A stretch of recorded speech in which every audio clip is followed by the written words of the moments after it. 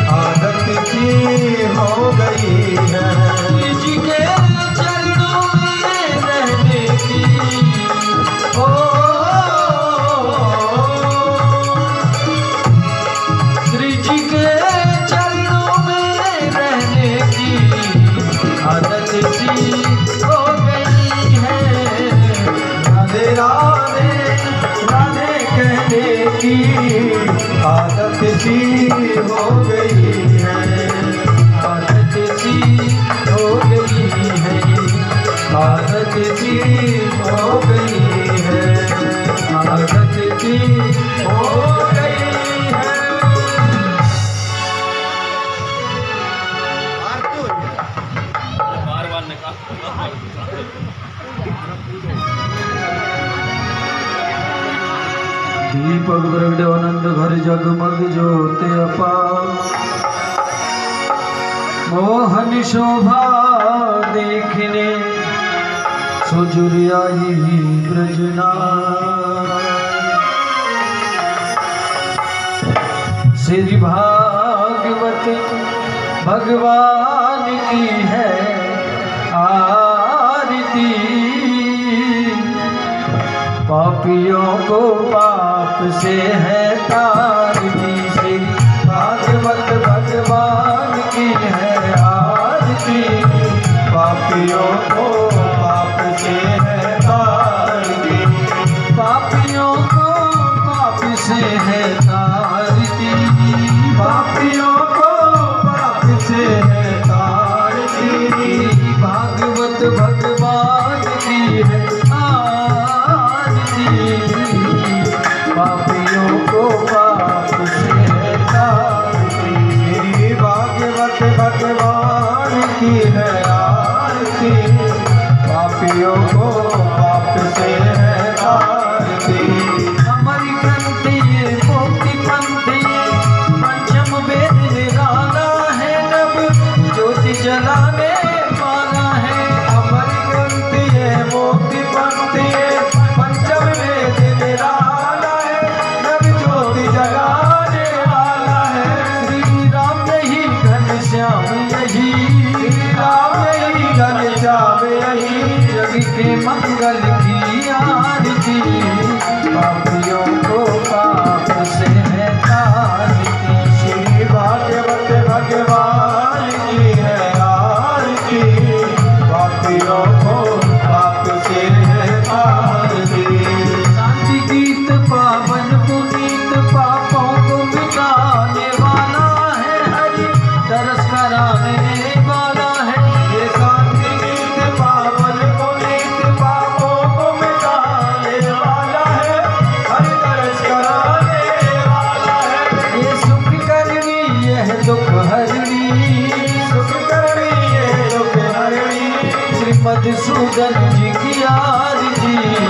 पापियों को पाप से है तारती। श्री भागवत भगवान की है आरती।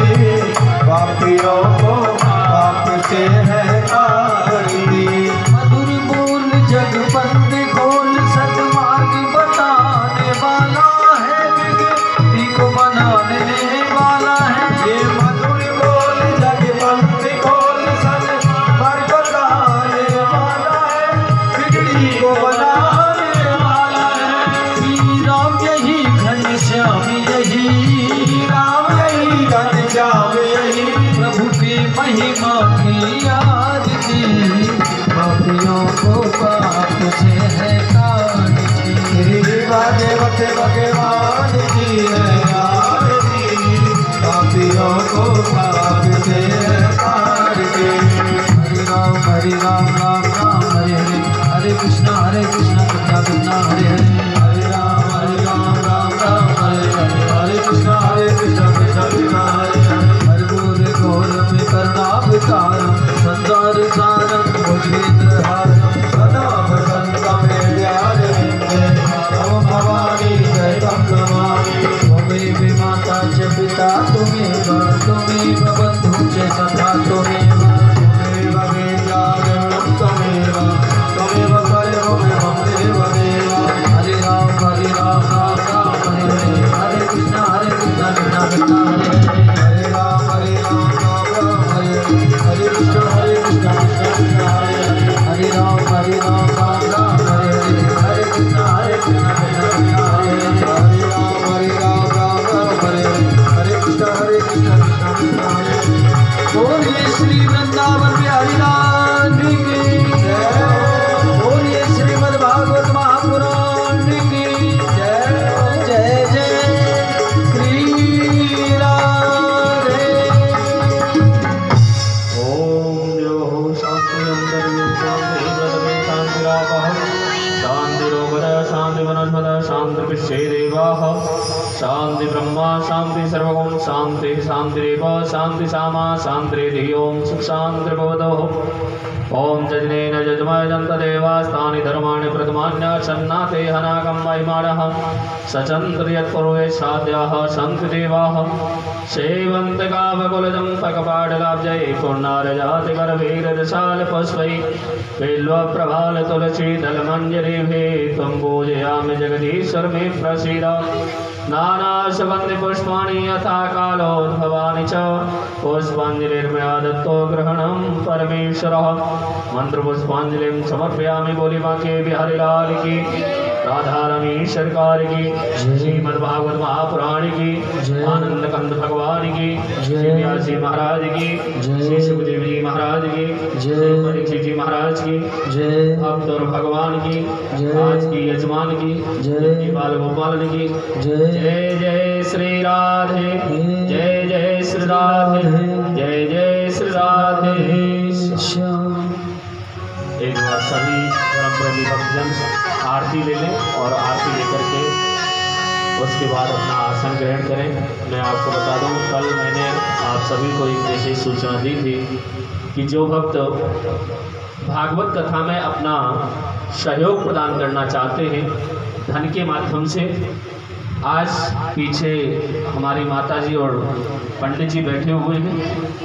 आप लोग यथोचित जो आपकी श्रद्धा भावना हो रसीद कटा लें और अपना धन का सहयोग प्रदान करते हुए इस कथा में अपने जीवन को लाभान्वित करें। रसीद कटा लें जाके, हाथ देने से काम नहीं चलेगा, रसीद कटा लेंगे जब ही मान्य होगा। सभी लोग जो जिसकी जैसी भावना है, आप सभी लोगों से निवेदन है, क्योंकि देखिए ये भागवत कथा सार्वजनिक हुई है, आज 7 दिन हो गए, आपसे कभी कोई धन लेने के उद्देश्य से कोई उद्घोष नहीं किया गया है। आज पहली बार आप सभी को, वो भी श्रद्धा से है, जिसकी जो भावना है वो आप सहयोग करें। राधे राधे, जय श्री राधे। और सभी से आग्रह है कि शीघ्रता करें, परम पूज्य महाराज श्री मंचासीन हो चुके हैं, तो आप सभी लोग विलंब न करते हुए आज की सप्तम दिवस की पावन कथा श्रवण करते हुए अपने जीवन को लाभान्वित करें। जय श्री राम।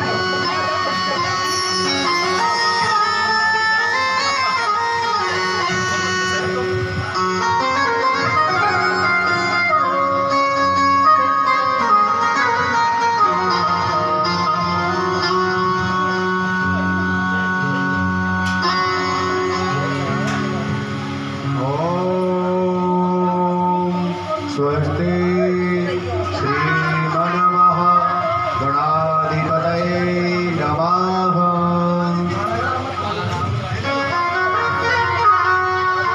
श्री सद्गुरुदेवाय नमः। श्री मातृपितृगुरुजनकमलेभ्यो नमः। माँ शीतला देव्यै नमः। कृष्णाय वासुदेवाय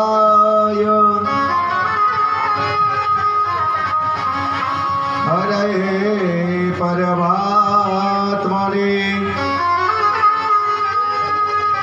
प्रणतः कृष्णाय श्री गोविंदाय नमो नमः।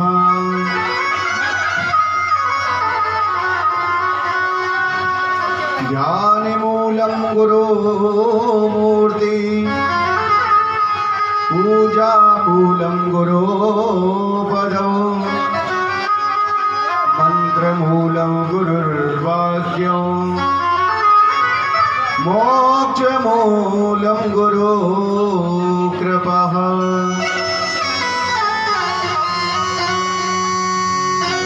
जय जय श्री राधा रमण,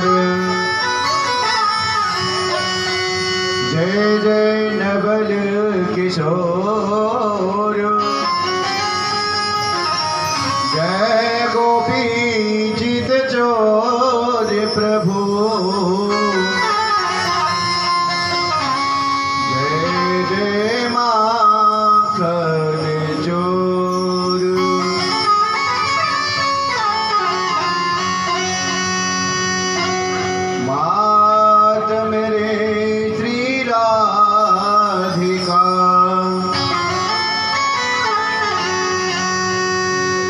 पिता मेरो घनश्याम,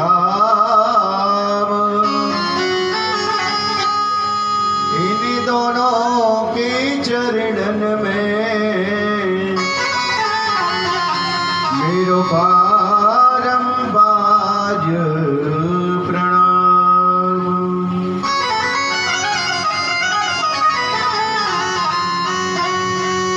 आइए, आज सप्तम दिवस की कथा प्रारंभ करने से पहले अपने मन को और वाणी को पवित्र करने के लिए कुछ क्षण भगवान नाम संकीर्तन करते हुए कथा में प्रवेश करेंगे। आइए सभी कृष्णाष्टक का पाठ करेंगे।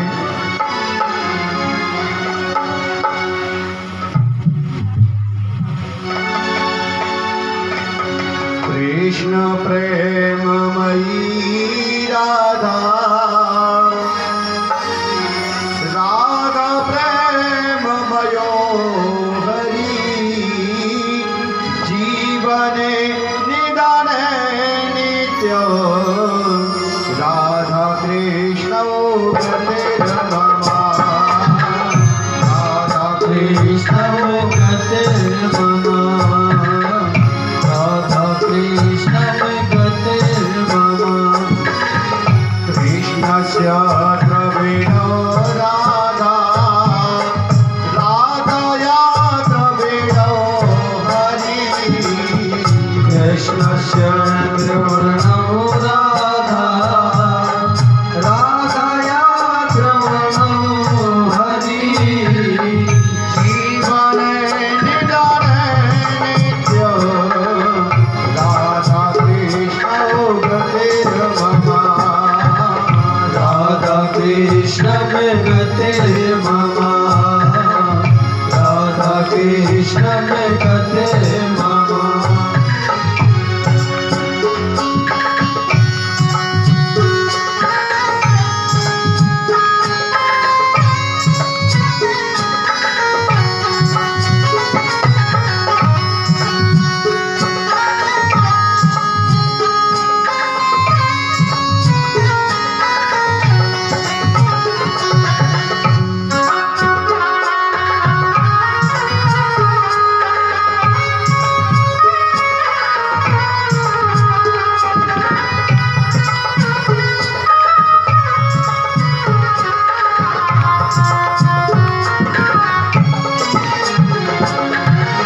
कृष्ण प्राणमयी राधा, राधा प्राणमयो हरि, कृष्ण प्राणमयी राधा, राधा प्राणमयो हरि, जीवने निदाने नित्य, राधा कृष्ण गतिर्ममा, राधा कृष्ण गतिर्ममा, राधा कृष्ण गतिर्ममा।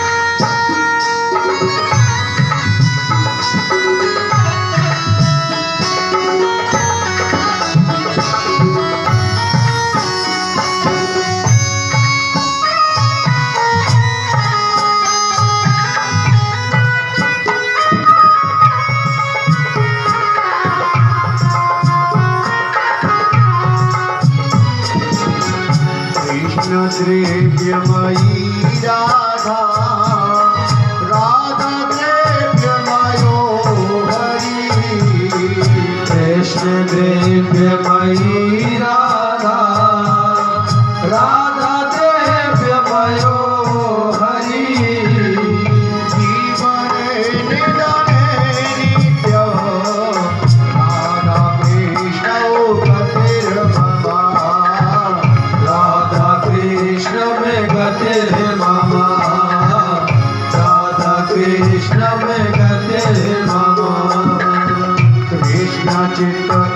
सीता राधा राधा चित स्थित हरि कृष्ण चित स्थित राधा राधा चित स्थित हरि जीवन नित्य राधा कृष्ण गतिर बाबा राधा कृष्ण में गते बाबा राधा कृष्ण में गते बाबा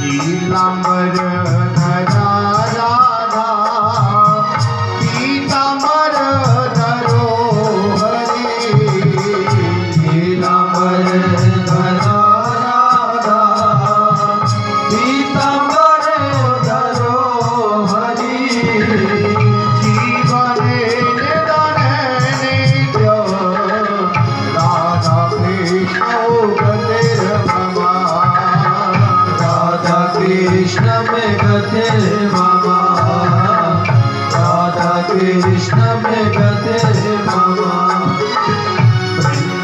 वृंदावनेश्वरी राधा कृष्ण वृंदावनेश्वरा वृंदावनेश्वरी राधा कृष्ण वृंदावनेश्वरा जीवने निधने नित्य राधा कृष्ण गतिर ममा राधा कृष्ण में गते मामा राधा कृष्ण में गते मामा जय राधे राधे राधे जय राधे जय श्री राधे जय राधे जय राधे राधे जय राधे जय राधे जय राधे जय राधे राधे जय राधे जय श्री राधे जय राधे जय राधे राधे जय राधे जय श्री राधे जय श्यामा श्यामा श्यामा जय श्यामा जय श्री श्यामा जय श्यामा जय श्यामा श्यामा जय श्यामा जय श्री श्यामा जय श्यामा जय श्री श्यामा जय श्यामा जय श्री श्यामा जय श्यामा जय श्री श्यामा जय श्यामा जय श्री श्यामा जय श्यामा जय श्री श्यामा जय श्यामा जय श्री श्यामा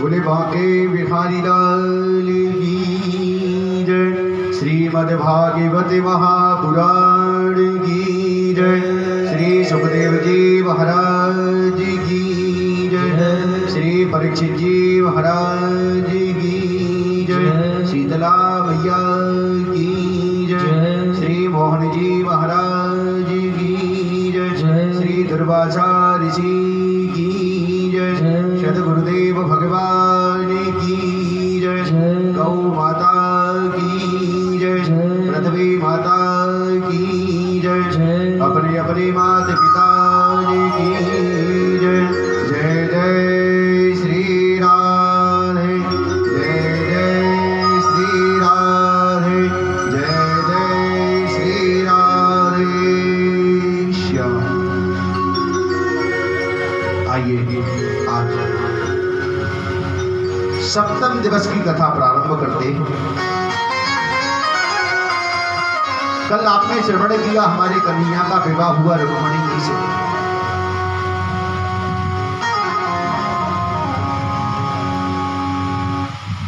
एक बात आपको बतलाऊं, जो व्यक्ति ज्यादा बढ़ता है ना, जो व्यक्ति जीवन में ज्यादा प्रगति करता है, उसके शत्रु भी उतने ही ज्यादा होते हैं।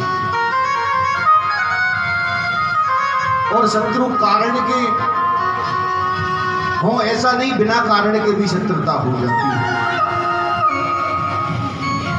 पहले 200 रुपए कमाते थे और आज 1000 रुपए कमाते, ये भी शत्रुता का कारण है।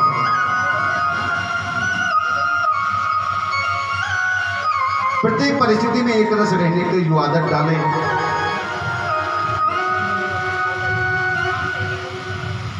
इस बात का निश्चयात्मक अनुभव करें, इससे बड़ी बात जीवन में और कोई नहीं हो सकती।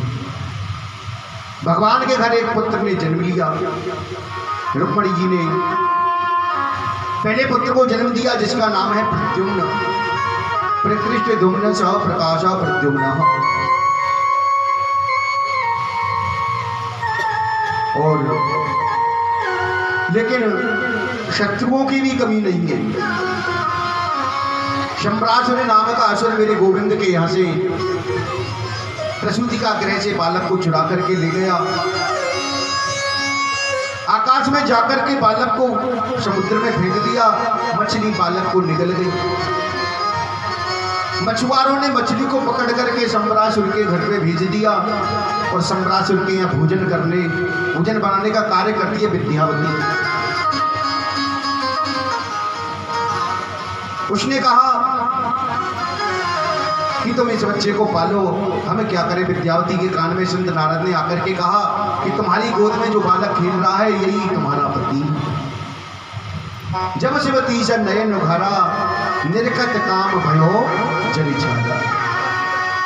भगवान शिव ने जब कामदेव को जला करके भस्म किया तो काम की पत्नी रुदन करती हुई आई और भगवान शिव ने कहा तुम्हारा पति द्वापर में कृष्ण का पुत्र बनेगा और शंबरासुर के घर तुम भोजन बनाने का काम करोगी और वहां तुम्हें तुम्हारा पति मिल जाएगा। सो मिल गया। प्रद्युम्न जी बड़े होकर के शंबरासुर का वध करके अपनी पत्नी को लेकर के द्वारका धाम में आई। प्रद्युम्न जी जब गए और वहां से जब तक वापस आए, जब तक कन्हैया जी के 16,107 विवाह और हो गए। मेरे कन्हैया के पूरे विवाह कितने हुए? 16,108। एक बात आपसे कहूं, भगवान के 16,108 तो विवाह होकर पत्नी है। अरे वो तो सबके पति है, सबके स्वामी है। भगवान का दूसरा विवाह भालू की बेटी से हुआ। जामवंत जी की पुत्री जामवती जी के साथ में दूसरा विवाह हुआ। परीक्षित बड़े भाव से कथा सुन रहे, कहने लगे गुरुवर मेरी समझ में नहीं आया कि भालू की पुत्री कृष्ण की पत्नी। तो सुखदेव जी कहते हैं राजन, द्वारका में एक राजा आए थे, उनका नाम था सत्राजित। सत्राजित महाराज बड़े प्रतापी और उनके पास में एक मणि थी, स्मंतक मणि। उस मणि का नित्य प्रति यदि कोई 10 घंटे नित्य प्रति पूजन करते तो 8 भार सोना रोज निकालती। 8 भार सोने का मतलब है 8 तोले नहीं, 8 भार सोना कहते हैं 2 कुंटल सोना था। एक दिन सत्राजित उस मणि को पहन करके कन्हैया की सभा में आए तो कन्हैया ने कहा कि सत्राजित आप घर में कितने प्राणी हैं? तो उन्होंने बताया एक मैं हूं, एक मेरे पत्नी है, एक मेरा छोटा भाई प्रसेन है और एक मेरी पुत्री है सत्यभामा। भगवान बोले इसका मतलब तो आप 3.5 प्राणी हो। इस मणि का आप क्या करोगे? इस मणि को हमारे खजाने में रख दो, इससे समाज की सेवा होती रहेगी। तो सत्राजित ने मना कर दिया, क्षमा करें महाराज मैं ये नहीं कर सकता। भगवान ने कहा आपकी चीजें हैं, हम ज्यादा नहीं कहेंगे, कोई बात नहीं। आज सत्राजित के भाई प्रसेन ने मणि को पहन लिया और पहन करके जंगल में चला गया। शिकार करने के लिए सिंह ने प्रसेन को मार दिया, मणि छुड़ा ली। उधर से जा रहे थे जामवंत जी ने सिंह को मार करके उस मणि को ले लिया और अपनी बेटी को खिलौना समझ करके खेलने के लिए दे दिया। सत्राजित सोचता है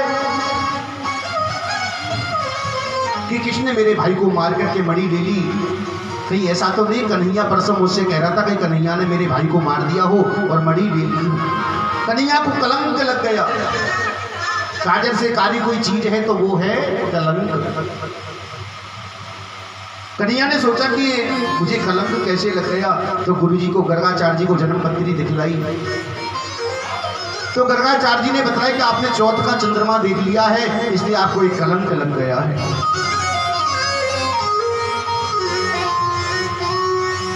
भगवान 10-5 लोगों को लेकर के जंगल में गए जहाँ प्रसेन मरा हुआ पड़ा था। प्रसेन मरा पड़ा था, उससे आगे देखा भगवान ने तो सिंह के पैर बने। सिंह के पैर के निशान से आगे गए तो वह सिंह मरा पड़ा था, उससे आगे रीछों के पैरों के निशान थे। रीछ के पैरों के चिन्ह को देखते मेरे गोविंद गुफा में प्रवेश कर गए और गुफा के अंदर जामवंत जी बैठे थे। जामवंत जी कृष्ण को मारने के लिए दौड़े, दोनों में भयंकर युद्ध हुआ और युद्ध करते करते जामवंत जी की नस नस ढीली हो गई। जामवंत जी पहचान गए, बस बस प्रभु आप तो मेरे श्री राम जी हैं।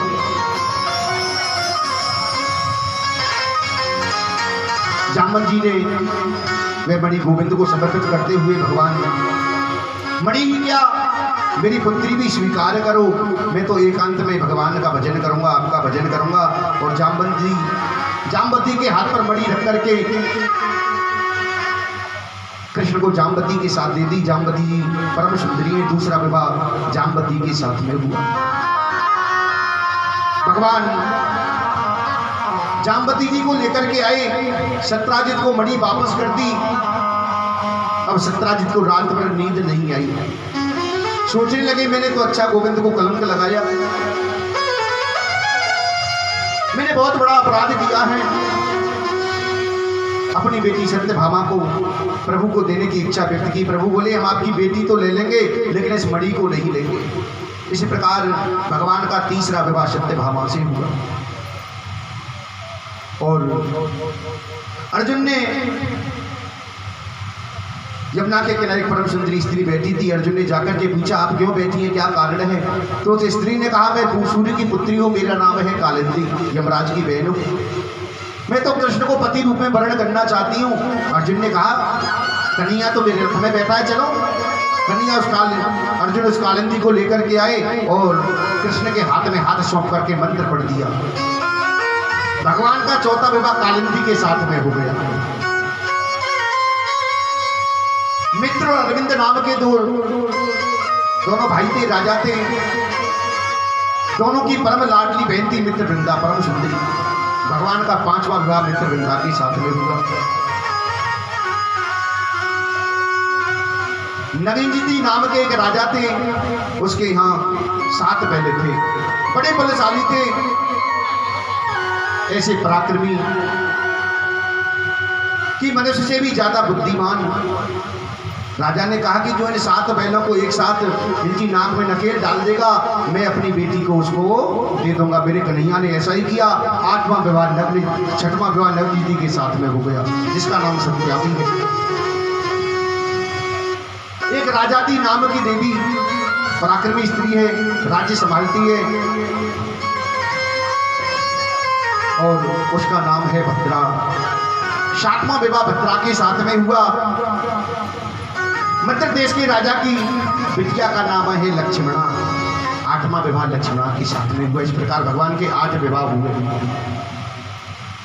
एक और पराक्रमी राजा है भौमासुर, भूमि से उत्पन्न है और भौमासुर ने बल का दुरुपयोग किया। बड़े बड़े राजघरानों में जाता, राजकुमारियों का हरण करके ला करके हरण करके ले आता और मन में संकल्प कर लिया कि जब ये राजकुमारियां 20,000 हो जाएंगी तो एक साथ विवाह कर लूंगा। 16,100 राजकुमारियों को उसने बंदी बना लिया। भगवान के पास में सूचना गई, देवताओं ने कहा, क्योंकि देवताओं की माता अदिति के कुंडल और वरुण का छत्र भी इन्होंने चुराया था। भगवान सत्यभामा को लेकर के भौमासुर के पास गई। बड़ा विचित्र युद्ध छिड़ गया और भौमासुर कृष्ण के हाथों मारा गया। कन्हैया ने जब भौमासुर के कारागार में प्रवेश किया तो कारागार में देखा 16,100 राजकुमारियों को कन्हैया ने देखा। मेरे गोविंद के नेत्र सजल हो गए और सोचने लगे ये राजकुमारी ये जाएंगी कहां, क्योंकि इनसे कोई विवाह तो करेगा नहीं, क्योंकि ये भौमासुर के कारागार में रह करके आइए, कोई इनको अपनाएगा नहीं, इनके घर वाले माता पिता भी इनको नहीं अपनाएंगे। कन्हैया ने उन राजकुमारियों से कहा कि आपने मन में कुछ नहीं सोचा हो तो मैं आपको एक साथ वरण करता हूं। मेरे गोविंद ने 16,100 राजकुमारियों के संग एक मुहूर्त में विवाह कर लिया। बोले द्वारिका नाथ की, क्योंकि भगवान के समीप चले जाना ही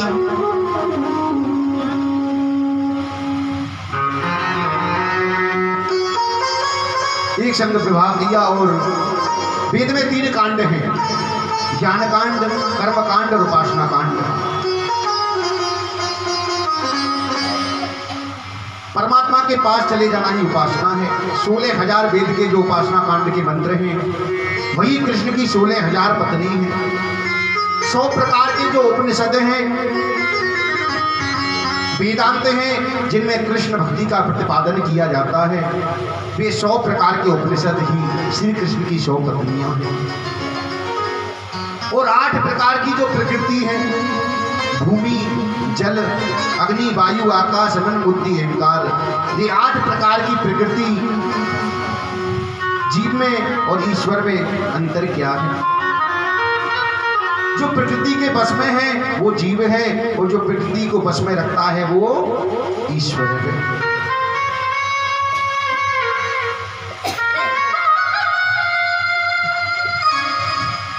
रुक्मणी जी ने, भगवान के बड़े पुत्र हैं प्रद्युम्न। प्रद्युम्न के 2 पुत्र हुए, अनिरुद्ध। 2 विवाह हुए, अनिरुद्ध के भी 2 विवाह हुए। भगवान कृष्ण के परिवार में सभी पत्नियों में आपस में सब में बड़ा प्रेम है। सभी पत्नियां बार बार रूठती हैं, भगवान से बार बार पत्नियां गुस्सा हो जाती हैं। लेकिन कन्हैया ने सोचा ये रुक्मणी तो कभी मुझसे गुस्सा होती नहीं है, कोई ऐसा नाटक करूं कि ये मुझसे गुस्सा हो जाए, देखूं तो सही गुस्से में कैसी लगती है, गुस्से में कैसा चेहरा लगता है रुक्मणी का। भगवान गोविंद आए और आकर के रुक्मणी जी के पास में बैठ गए और ऐसे टेढ़ी टेढ़ी नजर से रुक्मणी जी की तरफ देखते हैं। रुक्मणी जी ने पूछा, क्या बात है प्रभु, क्यों नाराज हो, क्या बात है, आप क्यों उदास बैठे हैं, क्या कारण है उदासी का? भगवान कहते नहीं कोई बात नहीं है। लेकिन रुक्मणी कहती है कि प्रभु बताओ क्या बात है, आज क्यों उदास है, आप कभी उदास नहीं होते। तो भगवान कहते हैं कि मेरी उदासी का कारण एक ही है, क्योंकि आप गलती पे गलती करती जा रही हो और मुझे बिल्कुल अच्छा नहीं लग रहा आप इतनी गलती करती। रुक्मणी जी कहती है, गलती? मैंने कौन सी गलती कर दी बताओ? तो कन्हैया कहते हैं, गलती हो तो बताऊं, आपने तो इतनी गलती करी है कि राजपुत्रेप्सिता भूपैर लोकपाल विभूतिभिः महानुभावैः श्रीमद्भिः रूप उदार्य बलोर्जितैः। रुक्मणी जी, आपने पहली गलती तो यह करी, आपने मुझसे विवाह किया। आपको तो बड़े बड़े राजकुमार देखने के लिए आए थे, आपने उनको क्यों नहीं वर्ण किया? उन राजकुमारों को छोड़कर इस ग्वालिया से आपने विवाह कर लिया। आपको क्या मिला मुझसे विवाह करके? प्रभु ने रुक्मिणी जी का चेहरा देखा, इनको तो अभी गुस्सा नहीं आया। तो भगवान कहने लगे कि आप सोच रही होंगी कि मैं विवाह तो बिल्कुल नहीं करती, इसलिए कर लिया कि आप बड़े वीर हो। अरे काय का वीर? मैं तो यहाँ जल के बीच में, समुद्र के बीच में द्वारका में रहता हूँ। काय का वीर हूँ? मैं तो बहुत डरपोक हूँ। लेकिन आप सोच रही होंगी कि विवाह तो बिल्कुल नहीं करती, लेकिन इसलिए कर लिया कि आप देवकी नंदन हो। अब यहाँ भी गड़बड़ है, कोई कहता है देवकी नंदन, कोई कहता है यशोदा नंदन, जिसकी माँ का पता नहीं, पिता का पता नहीं। आपको क्या मिला मुझसे शादी करके? लेकिन कन्हैया देखते हैं अब भी रुक्मिणी जी को क्रोध नहीं आया।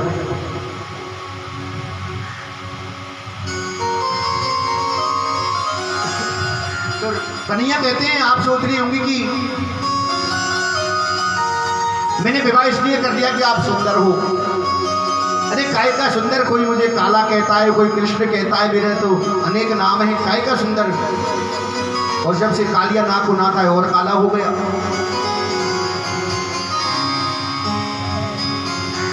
इतनी बातें कहने पर भी रुक्मिणी जी के चेहरे पर क्रोध नहीं आया। तो कन्हैया कहने लगे कि आप ये सोच रही होंगी कि विवाह तो बिल्कुल नहीं करती, इसलिए कर लिया कि आपकी बड़ाई बहुत सुनी थी। अरे कौन मेरी बड़ाई करता है? मेरे तो इस साधु महात्मा मेरा नाम लेते हैं, कौन मुझे याद करता है? बचन का कोई काम तो है नहीं, बस पूरे दिन रघुपत राघव राजा राम पतित पावन सीताराम, बस। ये कौन मुझे याद करता है? और कन्हैया ने जब देखा अभी तो गुस्सा नहीं आया था,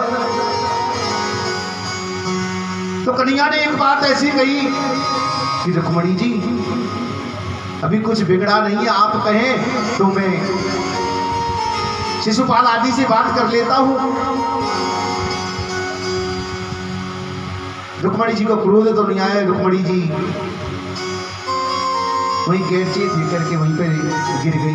कन्हैया ने सोचा हो ये क्या हो गया। कन्हैया ने 4 भुजा धारण कर ली, एक हाथ से पंखा झल रहे हैं, अपनी गोदी में बिठा करके पंखा झल रहे हैं।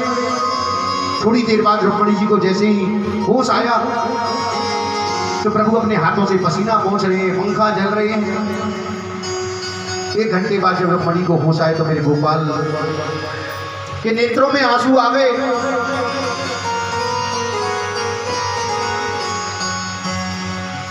मेरे गोविंद के नेत्रों से आंसू आ गए। देवी बुरा मत मानना, मैं बचपन से ऐसा ही हूं। आपने कभी मुझसे क्रोध नहीं किया। मैंने सोचा आप क्रोध तो करें, आपका चेहरा तो देखो, क्रोध में आपका चेहरा कैसा लगता है। आपका क्रोध भरा चेहरा मैंने कभी नहीं देखा। लेकिन रुक्मिणी ने हाथ जोड़ करके कहा कि प्रभु आपने जो भी कुछ कहा है वो गलत नहीं कहा, क्योंकि आप प्रकृति से परे और प्रकृति के आवृत्त में एक नारी, आप प्रकृति से परे पुराण पुरुषोत्तम। मेरा आपका कहाँ मेल है ये तो मैं जानूं, मैंने आपसे दिल को क्यों लगाया है।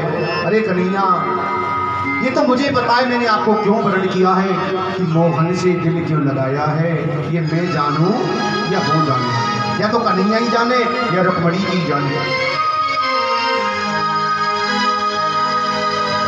दीवाना कहता है कोई पागल समझता है,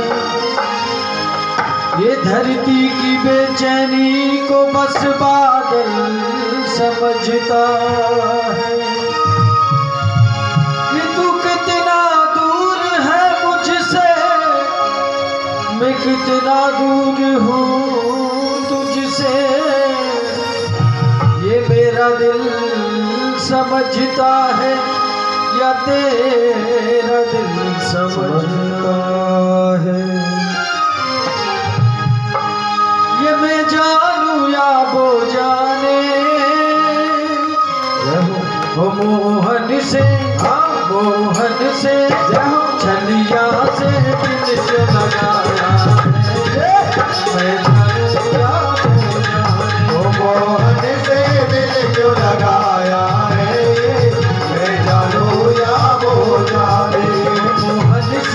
दिल क्यों लगाया है ये, मैं जानूं या वो जाने। ओ मोहन से दिल क्यों लगाया है ये, मैं जानूं या वो जाने।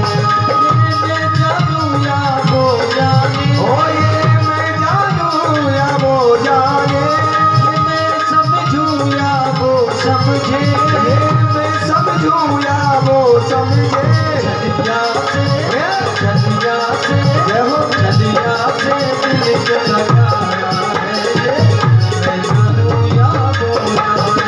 चलिया से दिल को लगाया है ये, मैं जानूं या वो जाने।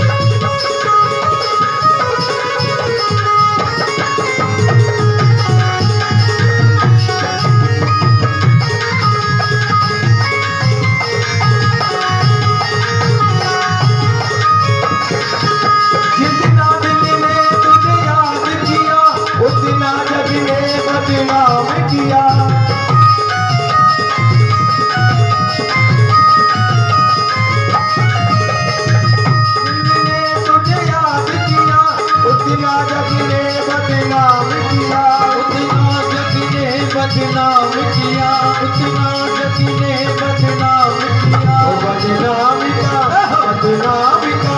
बदनाम का फल क्या पाया है, मैं जानूं या वो जाने। मोहन से दिल से लगाया है, मैं जानूं या वो जाने। ये मैं जानूं या वो जाने, मैं जानूं या वो जाने। मैं जानूं या वो जाने, ये मैं जानूं या वो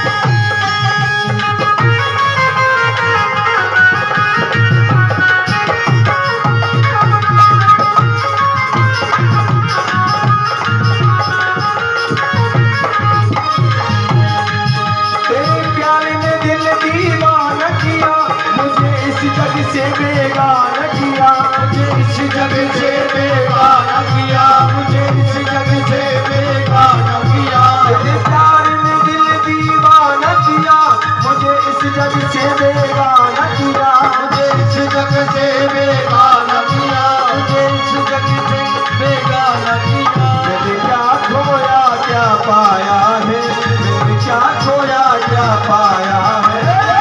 मैं जानू या वो जाने, दुनिया से दिल क्यों लगाया है।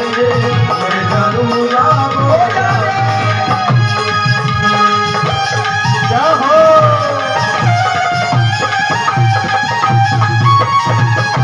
अभी ताली देना करते हुए जाने।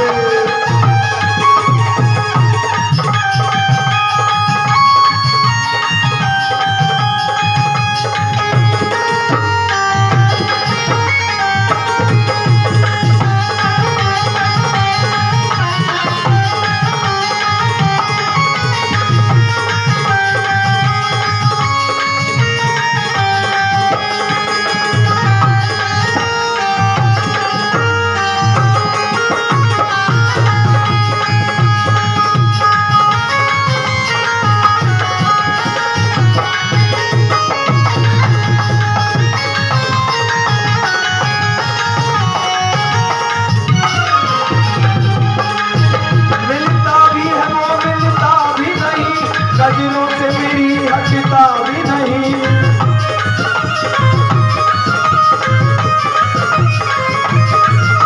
मिलता है जो मिलता भी नहीं, नजरों से मेरे हटता भी नहीं। और नजरों से मेरी हटता भी नहीं, नजरों से मेरी हटता भी नहीं। ये कैसा जादू चलाया है।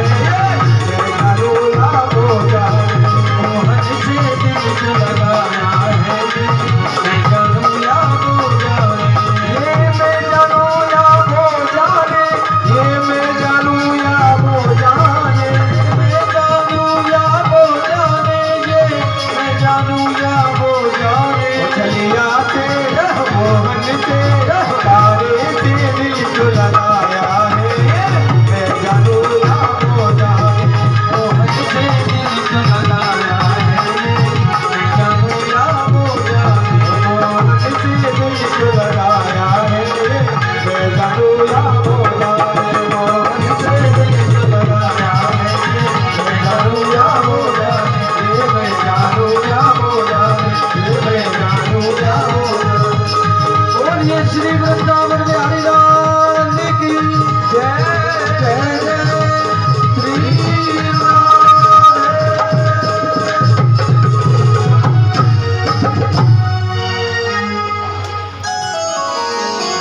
रुक्मणी कहती है मोहन से दिल क्यों लगाया है, ये मैं जानूं या वो जानूं।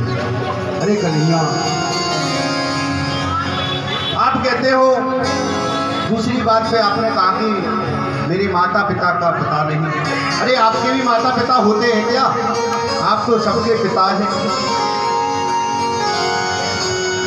तीसरी बात में आपने कहा कि राजाओं के डरपोक से मैं समुद्र के बीच में रहता हूं, डरपोक हूं। मेरे गोविंद से रुक्मणी कहती है कि जिस हृदय में अविद्या, अस्मिता, राग, द्वेष, अभिनिवेश ये शत्रु बैठे हो, वहां भगवान कभी वास नहीं करते। और चौथी बार आपने कहा कि काले हैं, हमसे व्यवहार क्यों किया, हम तो काले हैं। तो रुक्मणी जी कहती हैं कि अरे गोपाल, अरे कन्हैया, आप काले हो तो कमाल करते हो, और गोरे होते तो तब क्या करते। कि यदि नंदलाल तुम होते लली, तो गले कट जाते करोड़न के। अरे कन्हैया, ये तो अच्छा हुआ तुम लाला हो, यदि कहीं तुम लाली होते ना तो आपके ऊपर पता न कितने मर मिटते। ये तो अच्छा भयो कि तुम लाला हो। कि कबीरा सब जग निर्धना, धनवंता नहीं कोई, धनवंता सोई जानियो, जको राम नाम धन होए। कन्हैया आपने कहा कि मेरा नाम तो भिखमंगे लेते हैं, साधु संत लेते हैं। अरे सबसे बड़ा धन तो आपका नाम है, कन्हैया का नाम है सबसे बड़ा। देवी इन्हीं बातों का तो परिणाम है मेरे हृदय में तुम्हारे प्रति बहुत प्रेम है, मैं आपको बहुत प्रेम करता हूँ। आचार्य सुखदेव जी कहते हैं, परीक्षित भगवान के पोते जो अनिरुद्ध हैं उनके भी 2 विवाह हुए। एक विवाह तो रुक्मी की पोती के संग हुआ और दूसरा विवाह बाणासुर की पुत्री उषा के संग। उषा ने स्वप्न में अनिरुद्ध जी को, प्रद्युम्न नंदन अनिरुद्ध जी को देख लिया। परिणाम ये हुआ कि अपनी सहेली चित्रलेखा से जो बड़ी योगिनी थी उससे कहा कि, और वो रात्रि में गई और द्वारका में सोते हुए कृष्ण के पौत्र अनिरुद्ध को चुरा करके ले आई। भगवान को नारद जी के द्वारा पता चला। परिणाम ये हुआ कि बाणासुर को बोले कि हमारा पौत्र हमें दे दो। बाणासुर से युद्ध छिड़ गया। शंकर जी उसकी सहायता करने के लिए आए। परिणाम ये हुआ कि कृष्ण का और शंकर जी का युद्ध छिड़ गया। अंत में सबने भगवान से प्रार्थना करी, बाणासुर की पुत्री अनिरुद्ध से विवाह करके वापस द्वारका भेज दिया।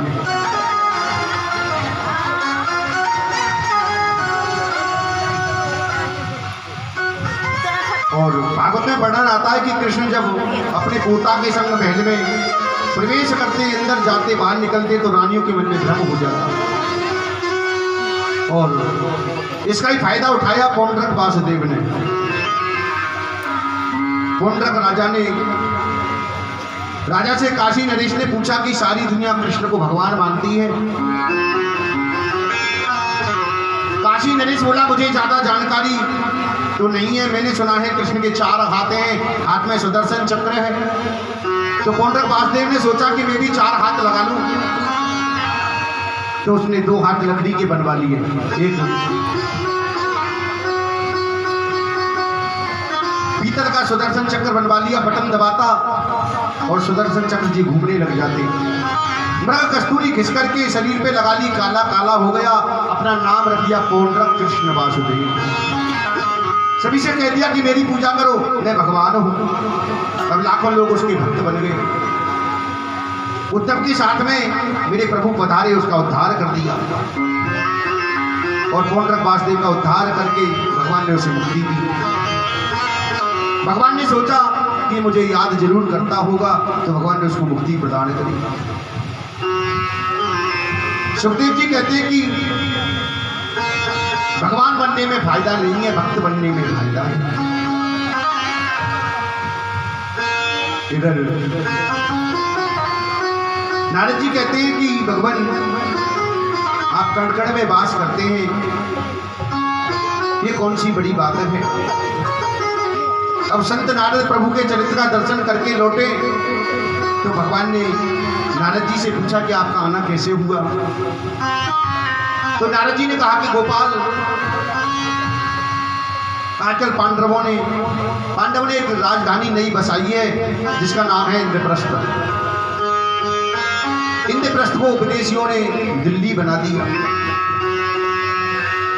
कभी पांडवों की राजधानी इंद्रप्रस्थ थी।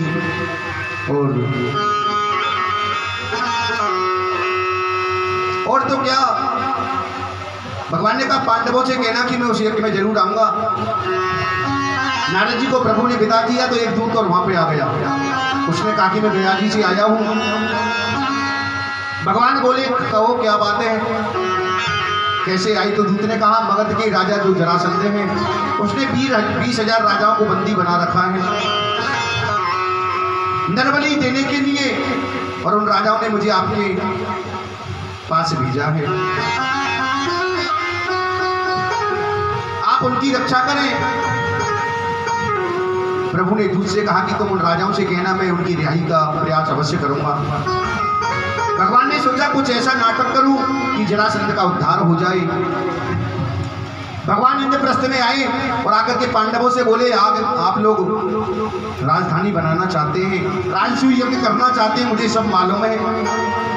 क्या आपने सभी राजाओं को जीत लिया?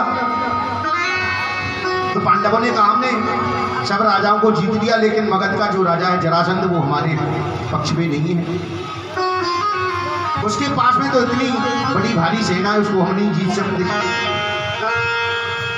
लेकिन भगवान ने कहा कि ऐसे व्यक्ति को धोखे से मारने से पाप नहीं लगता है। इसलिए प्रभु ने भीमसेन को पंडित बनाया, अर्जुन को पंडित बनाया और खुद भी पंडित बनकर के तीनों जने जरासंध के यहाँ पधारे। जरासंध ने तीनों का बड़ा आदर सत्कार किया। आइए पधारिए, 3 ब्राह्मण मेरे यहाँ पर पधारे, मेरे सौभाग्य की बात है।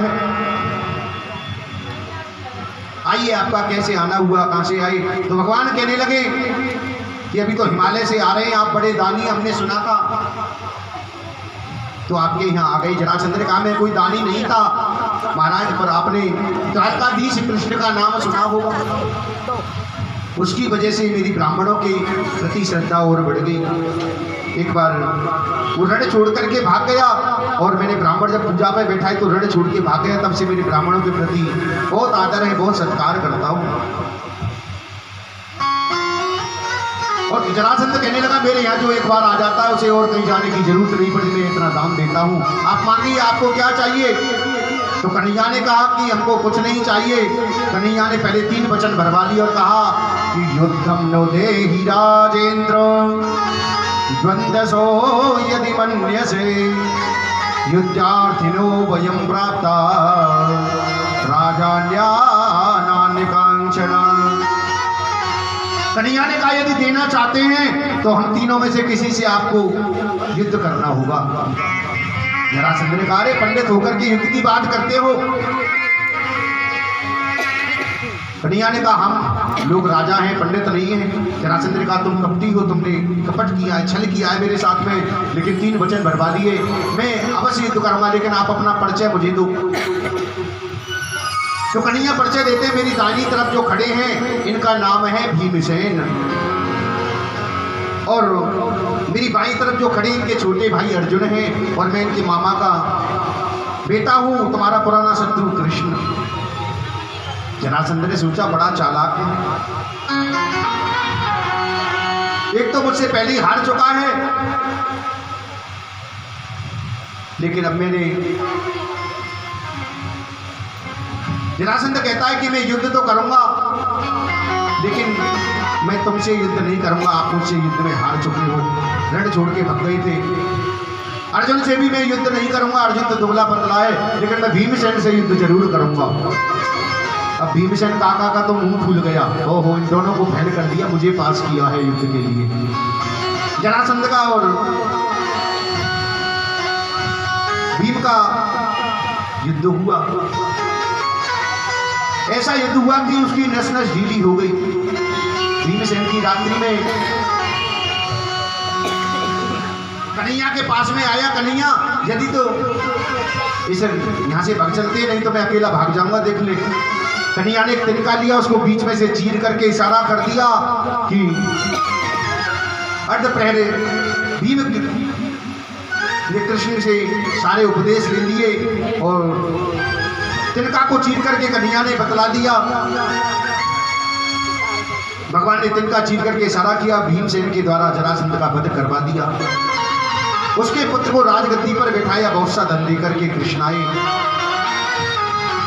इंद्रप्रस्थ में आकर के राजसूय यज्ञ का शुभारंभ हुआ। शिशुपाल के सामने सहदेव ने कहा, सब मैं प्रश्न हुआ कि पूजा का प्रथम अधिकारी कौन है। तो वहां पर शिशुपाल भी बैठा था, सहदेव इत्यादि सब बैठे। सहदेव ने कह दिया प्रथम पूजा का अधिकारी तो हमारा कन्हैया है, हमारा कृष्ण है, इसकी पूजा सबसे पहले होनी चाहिए। शिशुपाल ने कहा इस ग्वालियर की पूजा इसके माता पिता का पता नहीं, इसकी पहले पूजा नहीं हो सकती। भगवान ने दिव्य सुदर्शन चक्र को भेजा और उसके जब उसकी 101 गाली हो गई तो उसके सर को धड़ से अलग कर दिया, शिशुपाल का उद्धार कर दिया। ये प्रसंग पहले नारद जी युधिष्ठिर जी को सुना चुके हैं, 7वें स्कंद में आपने पहले सुना था। देखिए यज्ञ कैसा भी हो, चाहे भागवत कथा यज्ञ हो, चाहे बड़ा कर्म कोई भी हो, सबको सहयोग करना चाहिए। चाहे वो भागवत सप्ताह ज्ञान यज्ञ हो, किसी गरीब कन्या का विवाह हो, कोई बड़ा कर्म है तो सभी को सहारा देना चाहिए, क्योंकि थोड़ो थोड़ो देओ सहारो गिरवर है मेरो भारो। तो भगवान कहते हैं कि यज्ञ में सबको सहयोग जरूर करना चाहिए। अलग अलग समितियां बन गई, सभी को कुछ ना कुछ कार्य मिला। यज्ञ में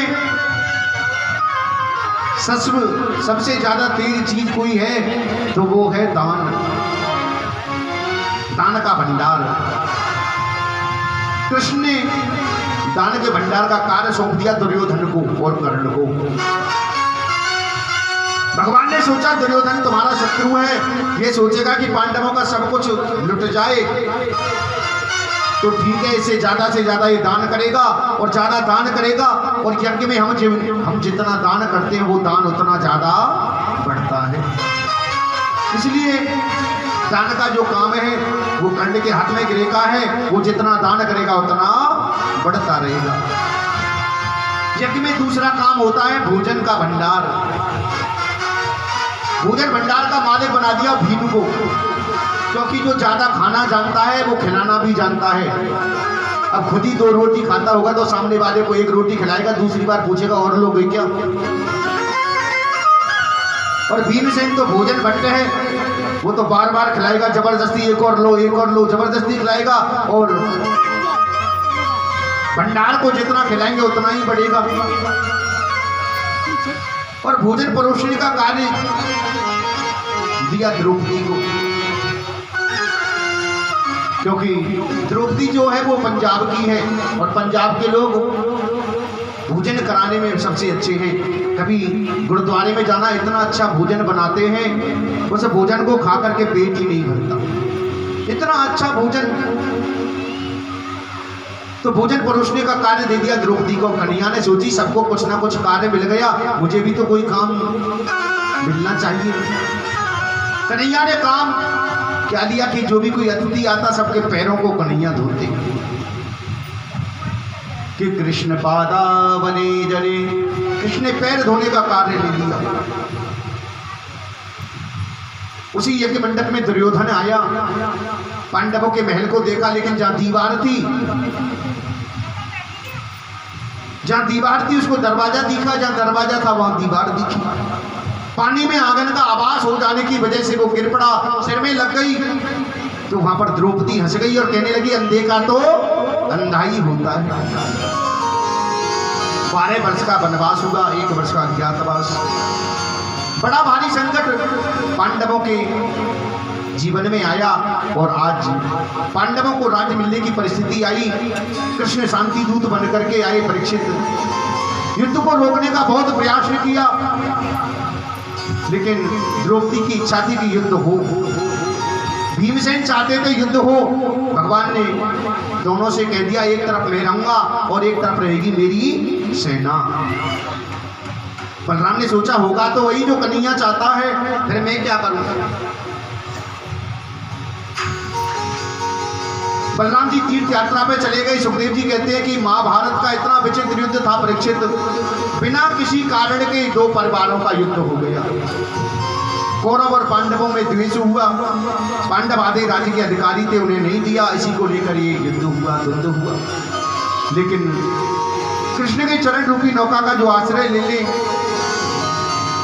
परीक्षित, तुम्हारे बाबा पांडवों को विजय मिली, मेरे गोविंद गोलोक धाम को चले गए। उसके बाद तुम्हारा जन्म हुआ, तुमने ऋषि के गले में मरा हुआ सर्प डाल दिया। उसके बाद में आपको श्राप मिला, आप 7 दिन में मरने का आपको श्राप मिल गया। मैं आपको कथा सुनाने आ गया। पहले दिन की कथा को सुखदेव जी ने आज अंतिम दिवस की कथा से जोड़ दिया। और लोग बोले कि मथुरा में, द्वारका में कन्हैया रहते हैं और गोपाल के चरणों में मन की डोर बंध जाए, संसार का ये सबसे बड़ा कारण है। संसार आपके लिए जंगल है। सुखदेव जी कहते हैं परीक्षित, मैं तुम्हें एक बहुत अच्छा प्रसंग सुनाता हूं।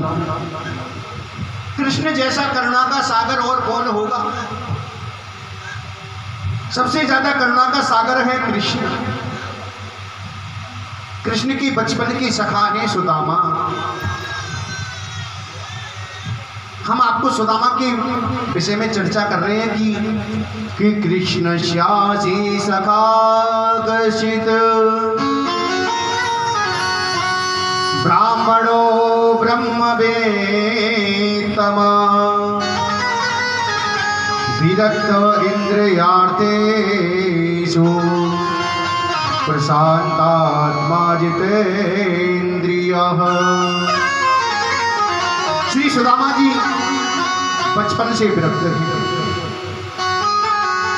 इंद्रियों में विरक्ति है श्री सुदामा जी के, लेकिन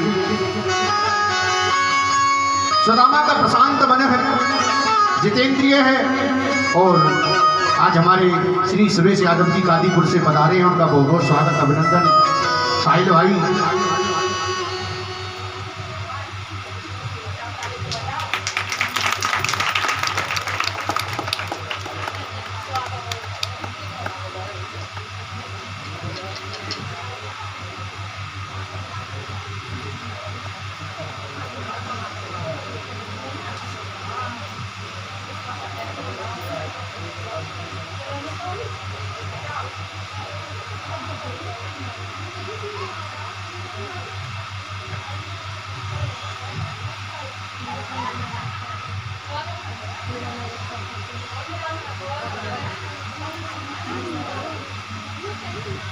और आइए, आपका बहुत बहुत स्वागत है, स्थान ग्रहण करें।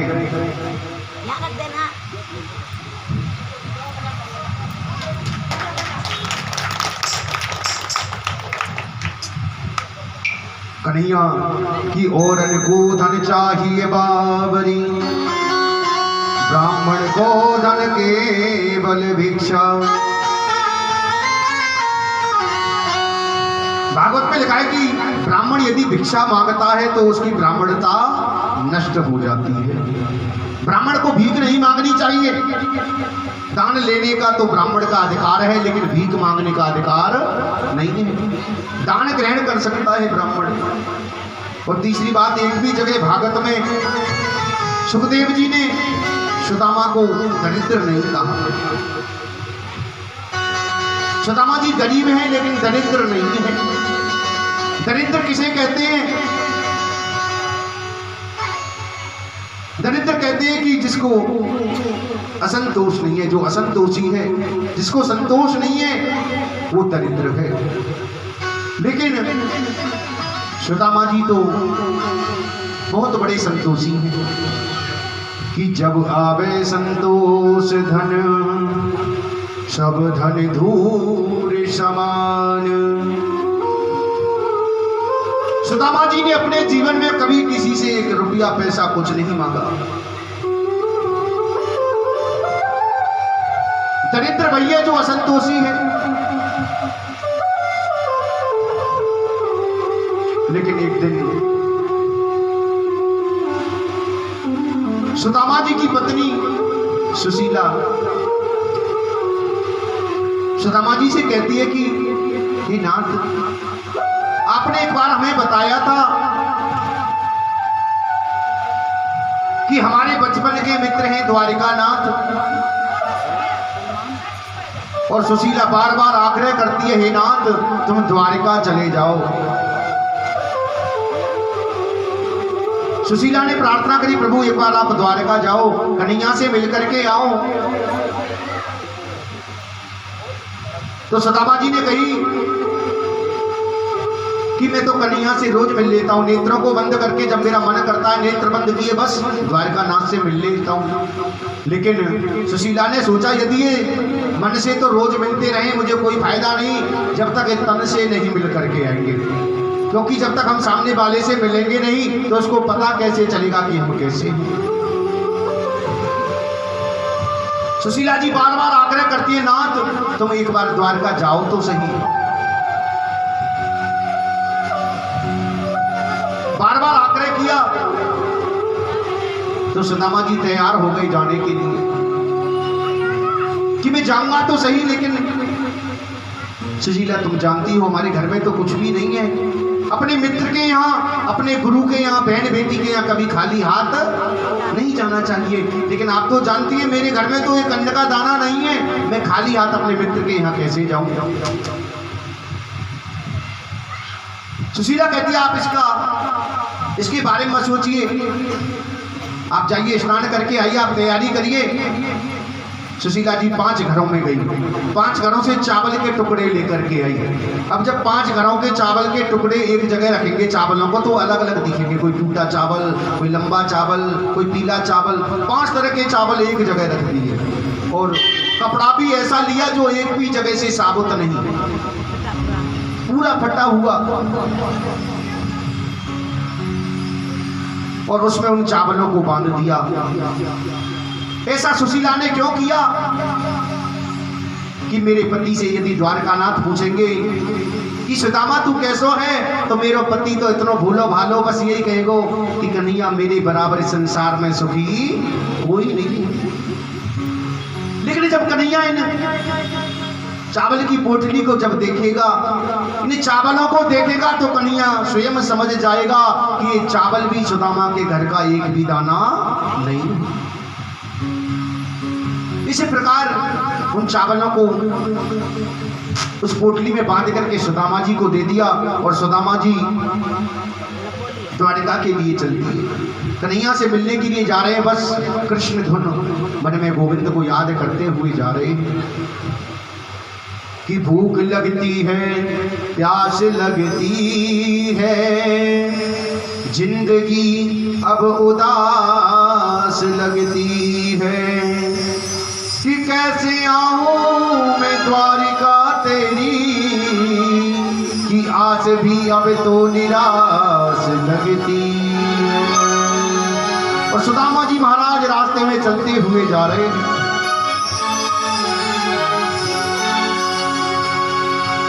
शबदिया ले चल परली पार, और जहाँ विराज राधा रानी,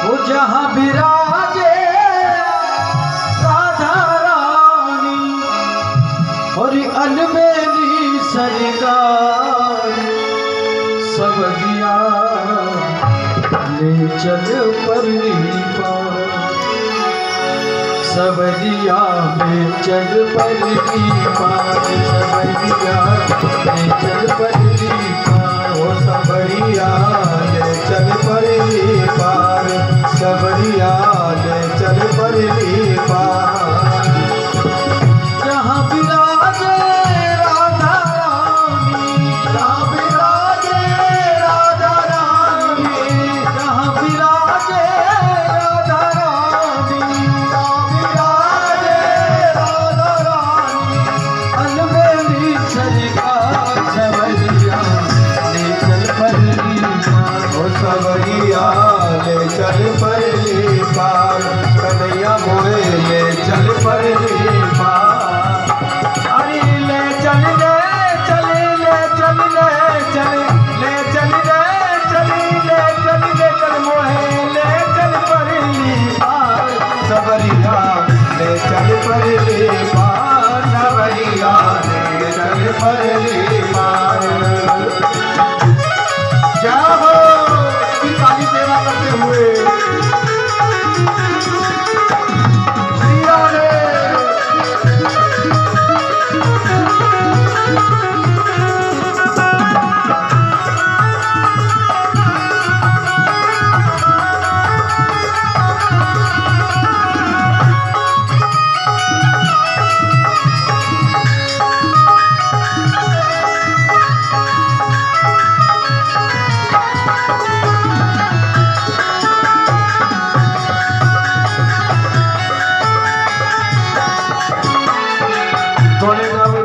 सब तेरे अरे बड़े गुण हवे गुण सब तेरे, अरे पाप पुण्य सब तेरे, अरे बड़े पाप पुण्य सब तेरे, अरे बुद्धि सहित मन तेरे, अरे बड़े बुद्धि सहित मन तेरे, अरे बुद्धि सहित मन तेरे, अरे बड़े बुद्धि सहित मन तेरे, अरे बड़े जीवन भी तेरे, अरे बड़े ये जीवन भी तेरे, अरे बड़े, अरे मैं तेरे चरणों की दासी, मैं तेरे चरणों की दासी, तू मेरा प्राण आधार, सबरिया ले चल परली पार, सबरिया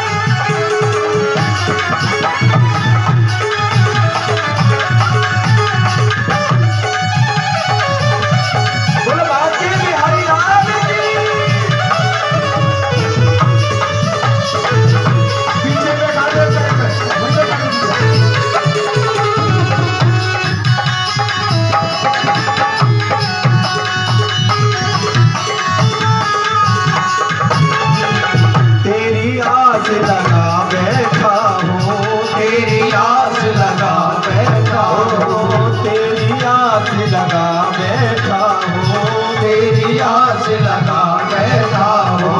लज्जाशील गवा बैठा हूँ, लज्जाशील गवा बैठा हूँ। अपना आप लुटा बैठा हूँ, अपना आप लुटा बैठा हूँ। सावरिया में तेरी रागनी, सावरिया में तेरी रागनी, तू मेरा बलिहार सवरिया, कर बलिहार सवरिया, कर बलिहार। यहाँ विराजे राधा रानी, यहाँ विराजे राधा रानी, अलबेली सरिया सवरिया, कर बलिहार सवरिया, कर बलिहार।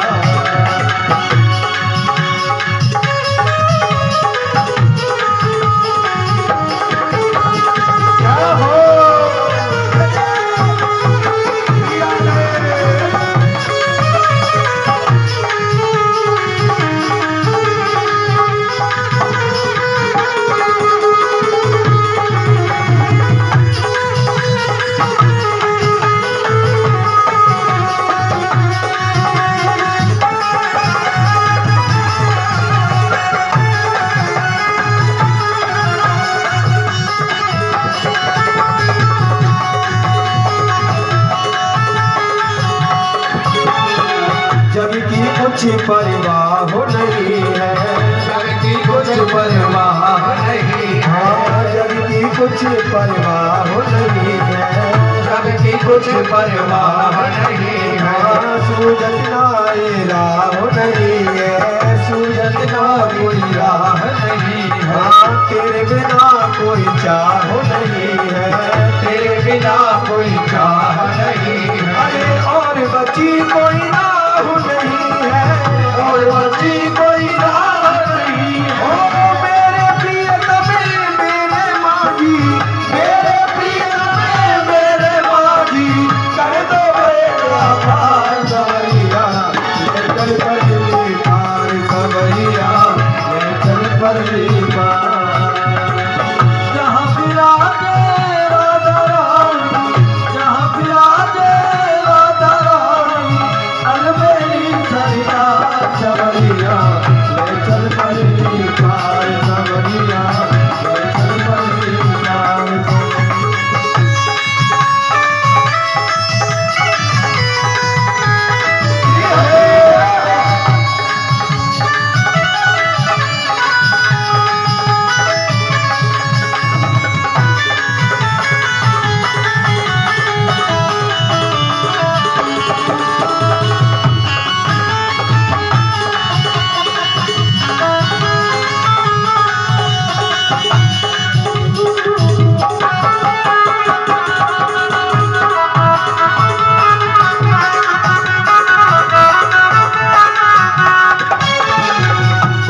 गुण सब तेरे अर्पण, गुण अवगुण सब तेरे अर्पण।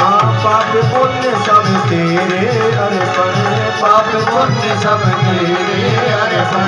बुद्धि सहित मन तेरे अर्पण, बुद्धि सहित मन तेरे अर्पण। अरे ये जीवन भी तेरे अर्पण, ये जीवन भी तेरे अर्पण।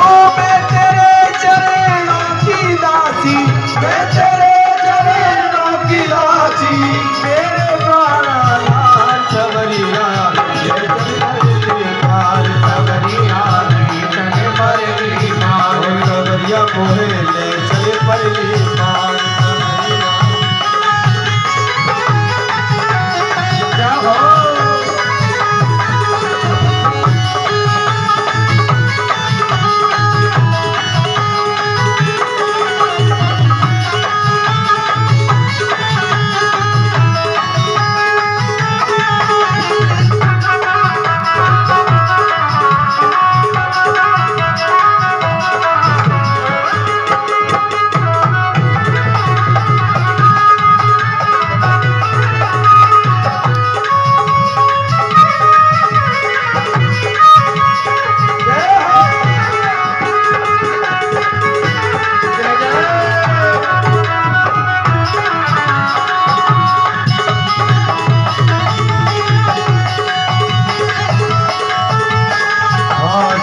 सवैया ले चल बलदेवा, सवैया ले चल बलदेवा, सवैया